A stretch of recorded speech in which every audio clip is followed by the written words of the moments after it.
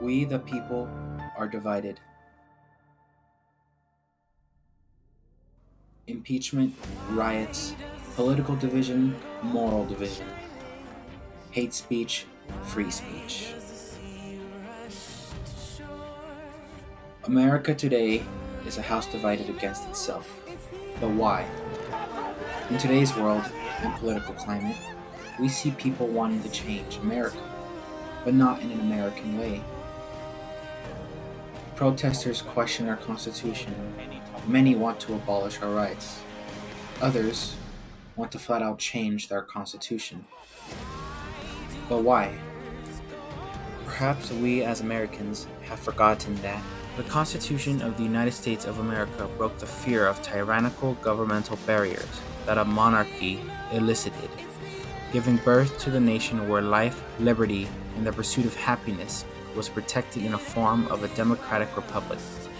A constitution so unique it has lasted for 229 years, giving a voice to the governed and providing a stepping stone for many other barriers to be broken. But none of this would have been possible without the ability to engage in a healthy debate where people seek to understand one another and find common ground on which compromise can be reached.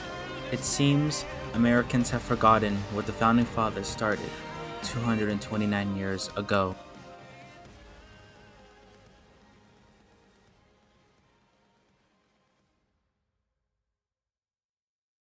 The United States is 4 years old and crumbling.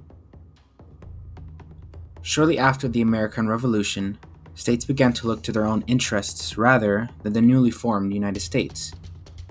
By the mid-1780s, states were refusing to provide Congress with funding, which meant the government could not pay the interest on its foreign debt, pay its soldiers that are defending the United States and its borders, nor could they defend American navigation rights on the Mississippi River against Spanish influence.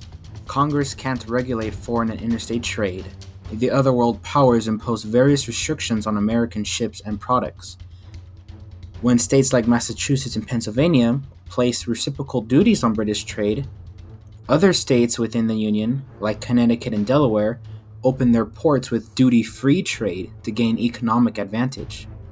Then, from this, many rebellions sprung up in the United States borders, the most famous of which being Shays' Rebellion in Massachusetts. In response to this, 12 of the 13 states realized that living under the weak central government of the Articles of Confederation wasn't working, and something needed to change. All agreed to converge at a convention in Philadelphia on May 14, 1787, to discuss what could be done, as each state had its own culture, population, religion, and lifestyles to consider. May 25, 1787.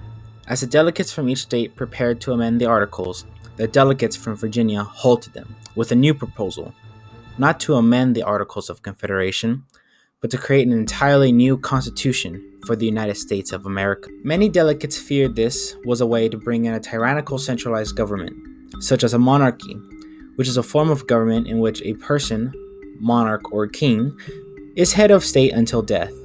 After all, they had all just won a war against Great Britain and King George III.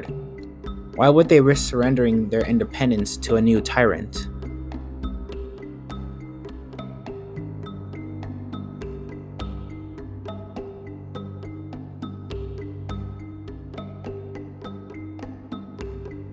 As you could imagine, the news of creating an entirely new constitution, a new government, was a great shock, and most of the delegates at the convention found the idea distasteful.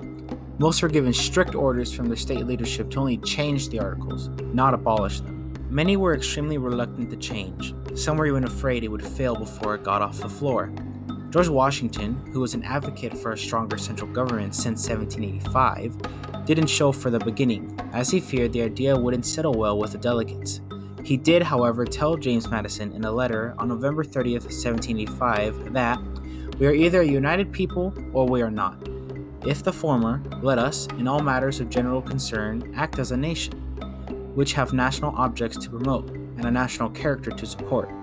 If we are not, let us no longer act a farce by pretending to it. Eventually, after much persuasion and thought, on May 25th, Washington arrived and was elected president of the convention. Debates filled the convention when the delegates at the Constitutional Convention assembled. 36-year-old Madison took frequent and empathetic parts in the debates, along with the likes of Benjamin Franklin, Alexander Hamilton, and John Jay, who all knew that America needed a stronger central government if it were to survive. An issue of concern was how the representation in the government should be determined. The Virginia Plan, presented by Edmund Randolph on May 29th, was to have a legislative branch with two chambers, and the number of representatives, or votes, a state got would depend on its population. This was a major offense to the smaller, less populated states, which would be overpowered in such a system. To counter this idea, a new plan was proposed called the New Jersey Plan, where the legislative branch would have one chamber, with each state getting one vote. Much like any debate, both sides thought they were right. The greatest concern for the delegates was what would happen to their voice. Under British rule, they had no voice. The patriots united behind the cry, "No taxation without representation is tyranny." Having a voice was what they had all fought for. The question was how to fairly represent that voice. This fear over representation almost put an end to the Constitution. Some delegates even left the convention over this and returned to their homes. Amongst the tension and struggle, an alternative plan was brought up to hopefully bring a compromise. It was at this time, on June 28th, that Benjamin Franklin addressed the delegates in hopes to salvage the convention. Mr. President, the small progress we have made after 4 or 5 weeks, close attendance and continual reasonings with each other, our different sentiments on almost every question, several of the last producing as many no's as yeas. We have gone back to the ancient history for models of government, and examined the different forms of those republics which have been formed with the seeds of their own dissolution, now no longer exist. We have viewed modern states all around Europe, but find none of their constitutions suitable to our circumstances. I have lived, sir, a long time, and the longer I live, the more convincing proofs I see of this truth, that God governs in the affairs of men.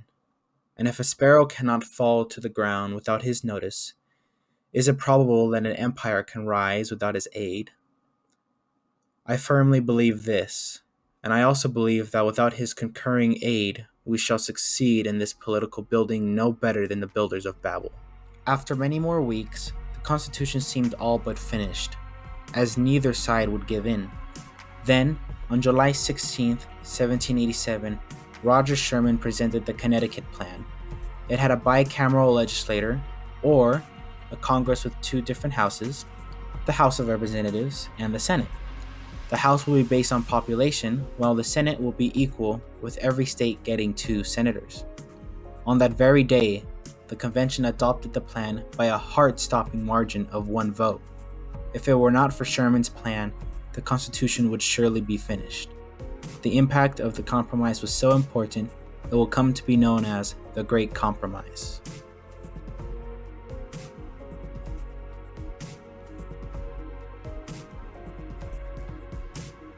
The fear of the loss of voice forces people to take action. Sometimes the action taken isn't the best choice. The Constitution nearly ended when the states couldn't agree on how their voice would be kept in this new government. The Constitution was ratified on June 21st, 1788, because our founding fathers knew that for the sake of future generations, there needed to be a compromise. But do Americans recognize this today? We are at a point just as our founding fathers were all those years ago, divided over an issue that threatened the stability and future of our nation. But unlike the founders, Americans today seem so committed to a single cause, they refuse to find any common ground. They scoff at the idea of compromise. Our founders knew that the Constitution wasn't perfect. Each generation would have to work to maintain it and adapt it to fit their needs. What does stand as a testament was the ability to compromise in order to break down the barrier fear had created. 229 years later, Americans must learn and appreciate the power of compromise within our diverse society.